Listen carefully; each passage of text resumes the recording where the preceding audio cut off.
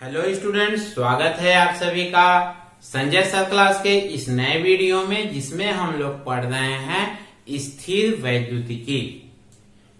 स्थिर वैद्युतिकी के पिछले वीडियो में हम लोगों ने पढ़ा था आवेश क्या होता है, आवेश की संकल्पना, आवेश के प्रकार और आवेश के मात्रक। आज इस वीडियो में हम लोग पढ़ेंगे आवेश का सिद्धांत और इस आवेश के सिद्धांत में इन दो सिद्धांतों के बारे में पढ़ेंगे और समझेंगे कि आवेश का क्वांटीकरण सिद्धांत क्या है और आवेश संरक्षण का सिद्धांत क्या है। स्टूडेंट, इस अध्याय को पढ़ने और समझने के लिए ये सभी वीडियो स्थिर वैद्युतिकी के कॉन्सेप्ट को क्लियर करते हैं और जब कॉन्सेप्ट क्लियर होता है तो ये फिर बहुत आसान लगने लगता है। फिजिक्स को हमको रट्टा नहीं मानना है, इसके कॉन्सेप्ट को इसने आसानी से समझना है ताकि ये हमको हमेशा हमेशा के लिए क्या हो, दिमाग में बैठ जाए। रट्टा फिर कभी मानना नहीं पड़ेगा। आइए चालू करते हैं क्या, आवेश का क्वांटीकरण सिद्धांत। ठीक है स्टूडेंट, एक इलेक्ट्रॉन पर जो आवेश होता है वो कितना होता है, 1.6 इंटू 10 का पावर -19 कूलम। एक इलेक्ट्रॉन पर जो आवेश होता है, एक इलेक्ट्रॉन पे कौन सा आवेश, इलेक्ट्रॉन पर ऋण आवेश है, तो एक इलेक्ट्रॉन पर जो आवेश होता है वो 1.6 गुणे 10 का घात -19 कूलम होता है। अब मैं आप लोगों को इलेक्ट्रॉन का आवेश क्यों बता रहा हूं, क्योंकि अभी हमको इसका उपयोग ही भी करना है। साथ ही साथ ये ध्यान रखिएगा, कभी कभी एक नंबर के प्रश्न में ये पूछा जाता है कि एक इलेक्ट्रॉन पर कितना आवेश होता है। ठीक है, अब मान लीजिए ये कोई हमारे पास एक वस्तु है, ठीक है, जिसको हम क्या कर रहे हैं, इलेक्ट्रॉन दे रहे हैं। इसको इलेक्ट्रॉन क्या कर रहे हैं, दे रहे हैं। इसको इलेक्ट्रॉन जब दे रहे हैं तो इस वस्तु में इलेक्ट्रॉन की संख्या में क्या हो रही है, वृद्धि हो रही है। इलेक्ट्रॉन की क्या हो रही है, वृद्धि हो रही है। और जब इलेक्ट्रॉन की वृद्धि होगी तो इस पर कौन सा आवेश उत्पन्न होगा, ऋण आवेश उत्पन्न होगा। हमने पिछले वीडियो में पढ़ा है। ठीक है, जब इलेक्ट्रॉन की वृद्धि हो रही है तो इस पर क्या होगा, ऋण आवेश की क्या होगी, ऋण आवेश उत्पन्न होगा। और जब ऋण आवेश की यदि हम एक इलेक्ट्रॉन देते हैं, एक इलेक्ट्रॉन की वृद्धि से कितने आवेश की वृद्धि होगी, एक इलेक्ट्रॉन का आवेश गुणा एक ही तो इलेक्ट्रॉन दे रहे हैं, तो इलेक्ट्रॉन पर जितना भी आवेश, जितना आवेश मतलब 1.6 इंटू 10 का पावर -90 कूलम। और एक किसमें वृद्धि हो रही है, ऋण आवेश में, मतलब यहाँ पे क्या चिन्ह लगेगा, ऋण लगेगा। क्यों, क्योंकि ऋण आवेश में वृद्धि हो रही है, ऋण आवेश उत्पन्न हो रहा है। यदि हम 2 इलेक्ट्रॉन की वृद्धि करेंगे तो क्या होगा, -2 गुणे इलेक्ट्रॉन का आवेश। 2 इलेक्ट्रॉन देंगे तो 2 ऋण आवेश उत्पन्न होगा। यदि हम 3 इलेक्ट्रॉन देंगे तो क्या होगा, 3 इलेक्ट्रॉन देते हैं तो 3 गुणे एक इलेक्ट्रॉन का आवेश, इतने आवेश की वृद्धि होगी। यहाँ पे ऋण चिन्ह क्यों लगा रहे हैं, ऋण चिन्ह इसलिए लगा रहे हैं क्योंकि ऋण चिन्ह हमको ये बता रहा है कि इलेक्ट्रॉन की वृद्धि होने पर इस पर ऋण आवेश की वृद्धि हो रही है, इस पर ऋण आवेश उत्पन्न हो रहा है। एक इलेक्ट्रॉन देंगे, एक ऋण आवेश उत्पन्न होगा। 2 इलेक्ट्रॉन देंगे, 2 ऋण आवेश उत्पन्न होगा। 3 इलेक्ट्रॉन देंगे, 3 ऋण आवेश उत्पन्न होगा। यदि हम इसको n इलेक्ट्रॉन दें तो n इलेक्ट्रॉन की वृद्धि से कितना होगा, -n गुणे इलेक्ट्रॉन का आवेश। ठीक है, मतलब इसको हम लोग क्या लिख सकते हैं, -ne, ऐसे लिख सकते हैं। ठीक है। अब इसके दूसरे पहलू पर विचार करते हैं। मान लेते हैं ये भी कोई वस्तु है, ठीक है, जिसपे क्या कर रहे हैं हम इलेक्ट्रॉन को त्याग रहे हैं, इलेक्ट्रॉन निकाल रहे हैं। जब इलेक्ट्रॉन ये त्यागेगा तो इलेक्ट्रॉन में क्या होगी, इलेक्ट्रॉन की कमी होगी। जब ये इलेक्ट्रॉन को त्यागेगा, इलेक्ट्रॉन को त्यागेगा तो इलेक्ट्रॉन की कमी होगी, और इलेक्ट्रॉन की जब कमी होगी तो इस पर कौन सा आवेश उत्पन्न होगा, धन आवेश उत्पन्न होगा। मतलब ये कि एक इलेक्ट्रॉन की कमी से, एक इलेक्ट्रॉन की कमी से, ठीक है, एक गुणे इलेक्ट्रॉन का आवेश, एक इलेक्ट्रॉन का आवेश, और चूंकि इस पे कौन सा चार्ज उत्पन्न हो रहा, कौन सा आवेश उत्पन्न हो रहा, धन आवेश उत्पन्न हो रहा, तो इसमें कौन सा चिन्ह लगेगा, धन लगेगा। वैसे ही दो इलेक्ट्रॉन की कमी होगी तो दो इलेक्ट्रॉन की कमी से क्या हो जाएगा, +2 इंटू इलेक्ट्रॉन का आवेश, ठीक है। 3 इलेक्ट्रॉन की कमी होगी तो +3 इंटू इलेक्ट्रॉन का आवेश, ठीक है। एक इलेक्ट्रॉन की कमी हुई, एक आवेश उत्पन्न हुआ। 2 इलेक्ट्रॉन की कमी हुई, 2 आवेश उत्पन्न हुआ। 3 इलेक्ट्रॉन की कमी हुई, 3 धन आवेश उत्पन्न हुआ। यदि n इलेक्ट्रॉन की कमी होगी तो कितना आवेश उत्पन्न होगा, n आवेश उत्पन्न होगा ना। तो n इलेक्ट्रॉन की कमी से कितना होगा, +n इंटू एक इलेक्ट्रॉन का आवेश हुआ।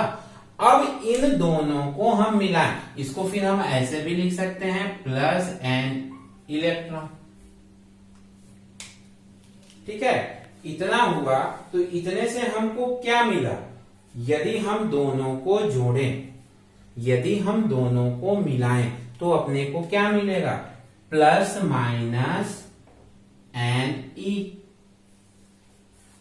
प्लस माइनस इलेक्ट्रॉन की कमी होगी तो धनावेश, इलेक्ट्रॉन की वृद्धि होगी तो ऋण आवेश।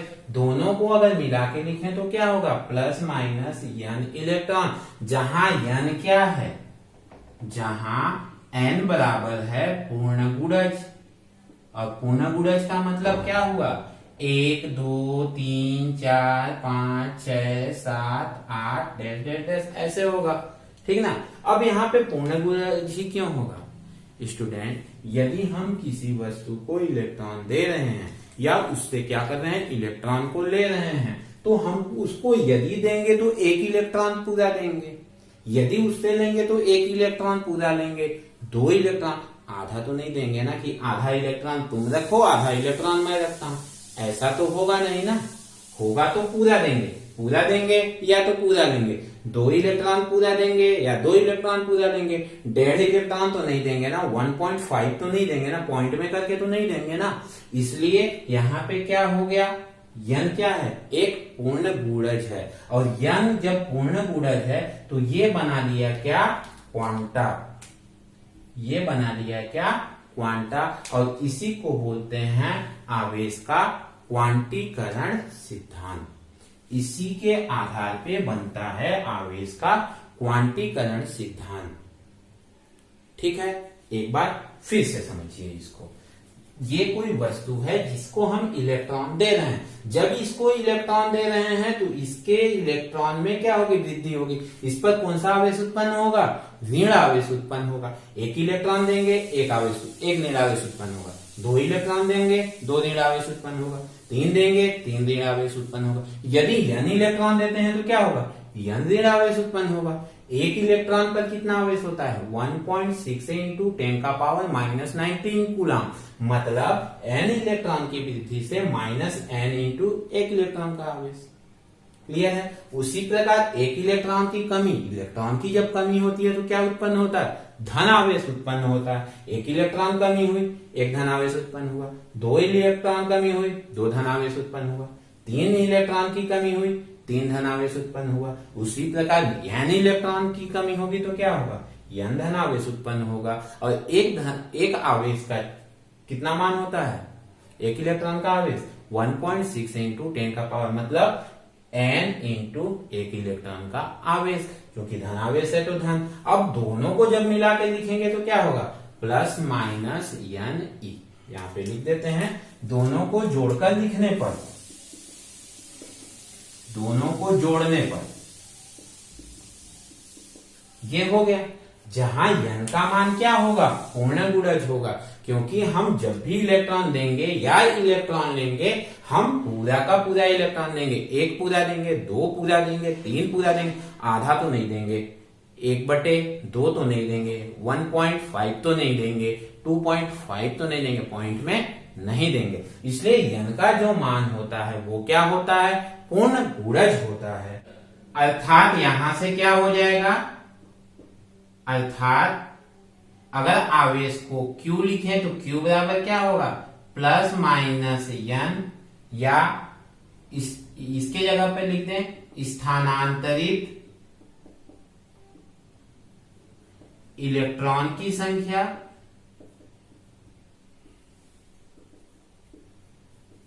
गुणे एक इलेक्ट्रॉन का आवेश। ठीक है, ये स्थानांतरित इलेक्ट्रॉनों की संख्या क्या है, यही तो है। यदि इलेक्ट्रॉन देंगे तो वृद्धि होगी, मतलब ऋण चार्ज लगेगा। यदि इलेक्ट्रॉन लेंगे, कमी होगी, तो कौन सा आवेश उत्पन्न होगा, धन आवेश उत्पन्न होगा। क्लियर है। अब इसके आधार पर हम आवेश के क्वांटीकरण सिद्धांत को लिखते हैं कि इसका सिद्धांत क्या है, इसको मिटा देते हैं। अब ये हो गया इसका सिद्धांत। और क्या है ये सिद्धांत, कि इस सिद्धांत के अनुसार किसी वस्तु पर आवेश, ये आवेश ही तो है कि कितना आवेश होता है, किसी वस्तु पर आवेश एक इलेक्ट्रॉन के आवेश का, एक इलेक्ट्रॉन का ये आवेश है का क्या होता है, पूर्ण गुणज होता है। पूर्ण गुणज होता है, यानी क्या है, एक पूर्ण गुणज है। और आवेश का जो न्यूनतम मान होता है वो कितना होता है, प्लस माइनस 1.6 इंटू 10 का पावर माइनस 19 कूलाम। और इसी को बोलते हैं क्या, मूलभूत आवेश या आवेश का क्वांटम। क्योंकि इसको आवेश का क्वांटम बोलते हैं, इसीलिए इस सिद्धांत का नाम पड़ा क्या, आवेश का क्वांटीकरण सिद्धांत। ठीक है। अब बात यहां पर ये आती है कि सपोज इसमें से इलेक्ट्रॉन वृद्धि हो रहा है, इसमें इलेक्ट्रॉन की कमी हो रही है, तो इलेक्ट्रॉन की वृद्धि होने से या इलेक्ट्रॉन की कमी होने से क्या इस वस्तु के द्रव्यमान में कोई फर्क पड़ रहा है, कोई अंतर आ रहा है, क्या इसके द्रव्यमान में कोई परिवर्तन हो रहा है। इलेक्ट्रॉन को निकाले तो क्या इसके द्रव्यमान में कमी हुई, इलेक्ट्रॉन की वृद्धि हुई तो क्या इसके द्रव्यमान में वृद्धि हुई, या अपने मूल द्रव्यमान के बराबर हुई। ठीक है। इस पे अगर चर्चा करते हैं तो हमें मिलता है कि एक इलेक्ट्रॉन का जो द्रव्यमान होता है, मास ऑफ इलेक्ट्रॉन, एक इलेक्ट्रॉन का जो द्रव्यमान होता है वो होता है 9.1 गुणे 10 का घात माइनस 31 kg। एक इलेक्ट्रॉन का जो द्रव्यमान होता है वो 9.1 गुणे 10 का घात माइनस 31 किलोग्राम होता है। मतलब यदि हम इसको एक इलेक्ट्रॉन दिए, हम ये मान लें कि यदि इसका द्रव्यमान कितना है, m0 मान लेते हैं, मान लेते हैं इस वस्तु का द्रव्यमान क्या है, m0 हो। यदि हम इसको इलेक्ट्रॉन दे रहे हैं, एक इलेक्ट्रॉन देंगे तो एक mass of electron plus m होगा। कब, जब इलेक्ट्रॉन की वृद्धि होती है, जब हम इसको क्या करते हैं, इलेक्ट्रॉन देते हैं। जब इसमें हम एक इलेक्ट्रॉन की कमी करेंगे, जब हम इसमें एक इलेक्ट्रॉन की कमी करेंगे तो एक इलेक्ट्रॉन के द्रव्यमान के बराबर इसके द्रव्यमान में क्या होगी, कमी होगी। एक निकालेंगे तो एक इलेक्ट्रॉन के द्रव्यमान के, यदि 2 इलेक्ट्रॉन निकालेंगे तो 2 इलेक्ट्रॉन के द्रव्यमान के बराबर कमी होगी। मतलब क्या हुआ कि हाँ, इसमें इलेक्ट्रॉन की संख्या में परिवर्तन करने पर, इलेक्ट्रॉन वृद्धि करें या इलेक्ट्रॉन कमी करें, तो उसका द्रव्यमान तो बदलता है।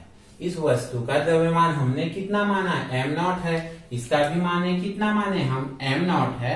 तो यदि इसमें इलेक्ट्रॉन की कमी होती है तो जितने इलेक्ट्रॉन की कमी होगी उतना into mass of electron, mass of electron मतलब 9.1 इंटू 10 का पावर -31 kg, इतने द्रव्यमान की क्या होगी, कमी होगी। यदि हम इलेक्ट्रॉन की वृद्धि करेंगे तो क्या होगा, इतने ही द्रव्यमान, इतना इंटू जितना इलेक्ट्रॉन इसको देंगे, 5 इलेक्ट्रॉन देंगे, 5 इंटू 9.1 इंटू 10 का पावर -31 kg द्रव्यमान की क्या होगी, वृद्धि होगी।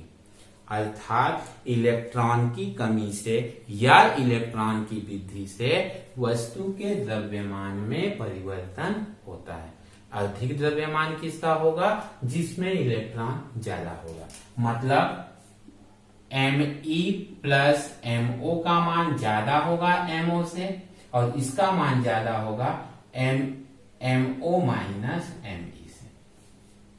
ठीक है, इजी है, ये ध्यान में रहना चाहिए, क्योंकि कभी कभी ये ऑब्जेक्टिव प्रश्न पूछता है कि किसका द्रव्यमान ज्यादा होगा। यदि किसी वस्तु के पास 10 इलेक्ट्रॉन है, दूसरे वस्तु के पास 25 इलेक्ट्रॉन है, तो किसका द्रव्यमान ज्यादा होगा। तो ऐसी बात है कि जिसके पास इलेक्ट्रॉन ज्यादा होगा उसका द्रव्यमान उतना ही ज्यादा होगा। ठीक है, अब आते हैं इसके दूसरे पॉइंट पे, क्या, आवेश संरक्षण का सिद्धांत। फटाफट इसका फोटो खींच लीजिए, या तो इसको लिख लीजिए या फिर इसका स्क्रीनशॉट कर लीजिए। अब इस पर हम लोग क्या करते हैं, स्वच्छता अभियान चलाते हैं। चलो अब आते हैं आवेश संरक्षण के सिद्धांत पे। और आवेश संरक्षण का सिद्धांत कहता क्या है, विलगित निकाय की किसी प्रक्रिया में, विलगित निकाय क्या होता है, विलगित निकाय का मतलब होता है एक ऐसा निकाय या एक ऐसा वस्तु जो न तो बाहर से इलेक्ट्रॉन ग्रहण कर सकता है, न ही बाहर वाले को अपने अंदर का इलेक्ट्रॉन दे सकता है। मतलब क्या हुआ, मतलब ये हुआ कि उसको अपने आसपास के क्षेत्र से कोई भी मतलब नहीं होता। विलगित निकाय क्या है, विलगित निकाय ऐसा निकाय है जो न बाहर वाले को इलेक्ट्रॉन दे सकता है, न ही बाहर वाले से इलेक्ट्रॉन ले सकता है। अर्थात उसको बाहर वाले से कोई भी मतलब, बाहर वाले माध्यम से कोई भी मतलब नहीं होता है।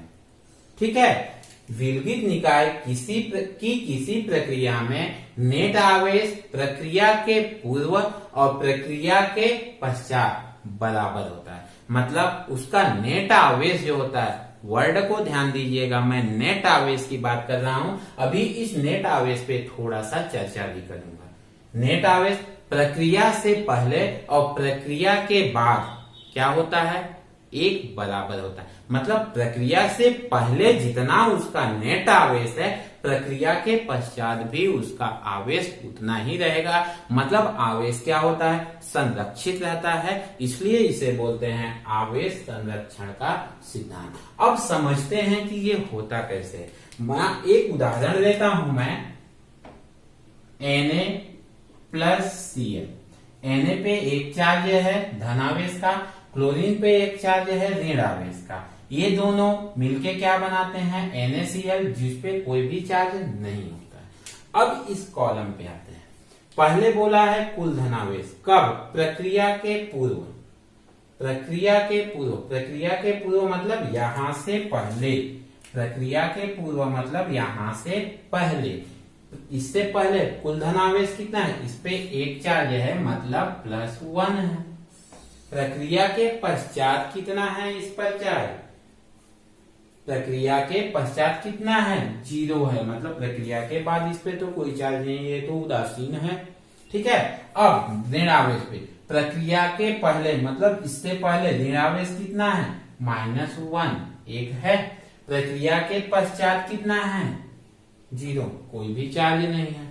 अब बोलता है कुल आवेश की संख्या। कुल आवेश कितना है? एक धन इस पर है, एक ऋण इस पर है, एक एक चार्ज है। अब कुल आवेशों की संख्या जब लिखते हैं तो उस समय हम इस धन और ऋण चिन्ह को नहीं देखते हैं, हम केवल संख्या को देखते हैं। यहाँ पे एक है, यहाँ पर एक है, तो एक प्लस एक कितना हो जाएगा? 2। मतलब कुल कितने आवेश हैं? 2। प्रक्रिया के बाद कुल कितने आवेश हैं? उदासीन है, 0 है। ठीक है, अब आते हैं इस कुल आवेश पे। ठीक है, यही है कुल आवेश, जिसको वहां पे लिखे हैं क्या हम? नेट आवेश। ठीक है स्टूडेंट, ध्यान दीजिएगा, ऊपर में कुल आवेशों की संख्या है, उसमें चिन्ह को हमने को नहीं देखना है, लेकिन जब नेट आवेश की बात करते हैं तब हमको चिन्ह को लेना है। अब कुल आवेश कितना है? इस पे क्या है? +1 है।